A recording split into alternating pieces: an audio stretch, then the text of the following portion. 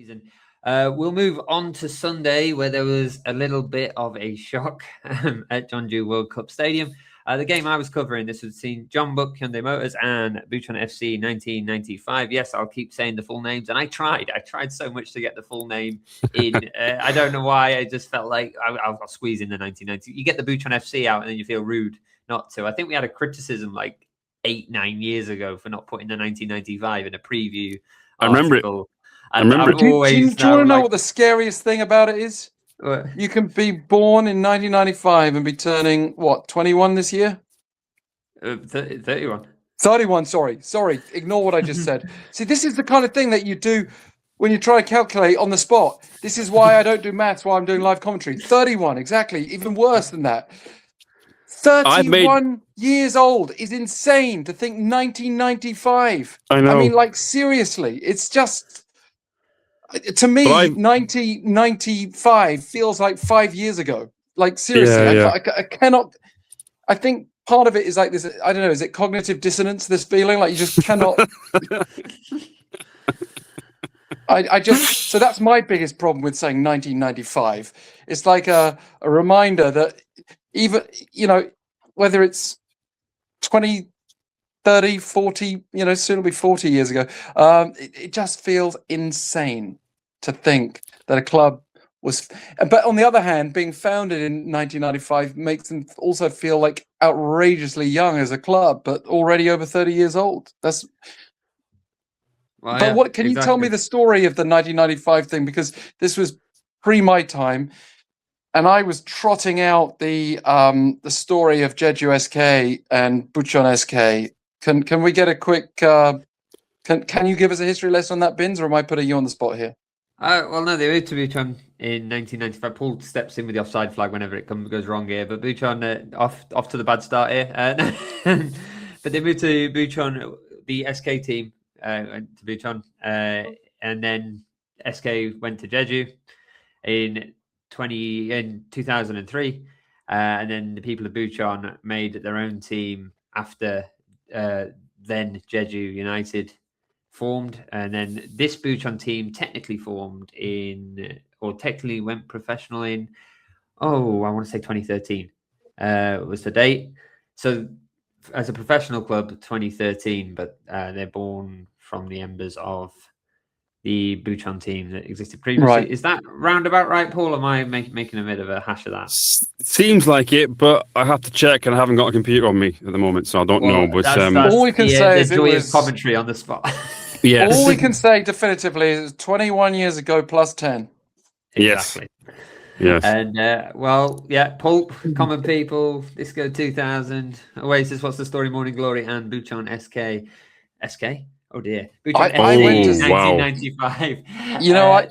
I went to a Blur concert, Wembley Arena, and Jarvis Cocker was there, and Bucheon he signed. I think he signed various signatures for me and my group that I was with, but I think I got him to sign my arm or something stupid like that. So the signature lasted like 3 days.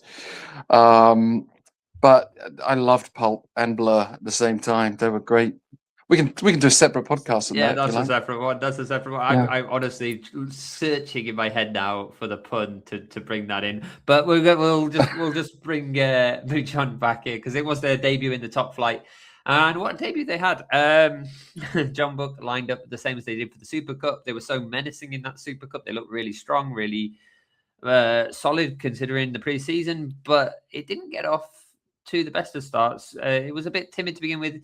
Lee Dong-jun eventually found the breakthrough. Lee Dong-jun was the player we highlighted before the match, and he certainly looked the best of the Jeonbuk bunch. But as soon as Bucheon went a goal back, manager Lee Young-min took Kim Sung-bin straight off from central midfield, bringing on Gallego, switching to a 3-4-3. And what a difference that made. As soon as they put that extra striker up there, and Gallego was harassing players to get the ball back. He was pressuring from the front. And that's how the goal came about. Gallego pressured Park Ji-soo, who didn't have the best of games, probably Jeonbuk's weakest player on the pitch, in all fairness. And then he capitalized, deflected the ball, and the ball deflected beyond Park Ji-soo, and Gallego kept running, ran onto it, one-on-one with Son Bong-kun. Neat, tidy finish. and level. After the break, acrobatic effort from Lee Dong-jun to make it 2-1 to Jeonbuk. And we're thinking, okay, well, this is how it's going to go. But they never really looked that solid at the back. And it seems to be a constant theme. Jeonbuk look a little bit weak with their centre-back pairing. Kim Yeon-bin is okay, but he's not enough to lead the defence on his own. And Park Ji-soo is still finding his feet. Anyway, it all culminated in a ball coming out to John Montano. He had players in front of him, and he still managed to get that shot away. And Son Bong-kun should have done a lot better, basically. It was a second mistake for Jeonbuk to lead to a goal. He put his arms out and it bounced over him into the net. 2-2. Been here before for those long-term Jeonbuk fans who remember the FA Cup clash in 2016. But anyway, it continued. Jeonbuk did get another goal, but it was ruled out to Kim Yeon-bin, who headed in the crossbar effort from Lee Sung-woo. But it was ruled out. Lee Sung-woo was offside. Correct decision by the referee. Referee had a good game, I thought. Actually, he was pretty solid throughout. And he had a big decision to make late on when I can't remember who was brought down. Now my brain is just gone, but it was Patrick Lee Sung-woo, I think. Oh no, in the other end of the pitch, in the other end box, it was Patrick Tomasi who brought the player down. But my brain has just gone. Who's the person who went through on goal? I think it was An Tae-hyun. An Tae-hyun. Yes. Winning the penalty on his birthday, lovely present, and giving it to Gallego to step up, who put it away. 93 minutes, 3-2 Bucheon. They held on, and yeah, there we have it. Bucheon with their first win of the season. Another win against Jeonbuk. They are, I believe, the only team who've got a better head-to-head record against Jeonbuk.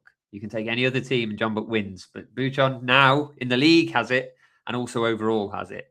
Bucheon very much the bogey team for Jeonbuk. And yeah, you have to say, I think there's no need to panic for Jeonbuk. I think they've obviously got lots of talented players there, but there is a weakness in that centre of defence, and Bucheon played it right. They decided to probe in that centre back, and all credit to Bucheon.